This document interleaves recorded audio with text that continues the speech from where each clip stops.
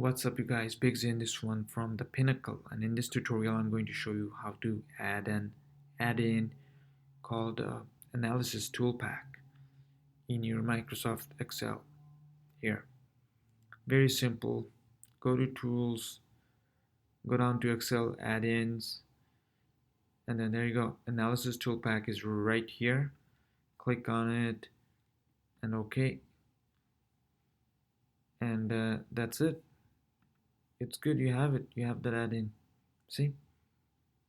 Analysis Toolpak, or you can browse and you can look for something else.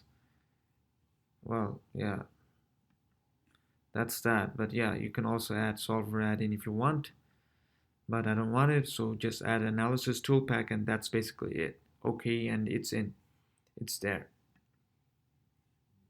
So that's basically it. It's very simple, very simple. Less than a minute, like over a minute basically, for this tutorial. So yeah, if you like my material, don't forget to subscribe, you guys. Thank you very much for watching. Big C out.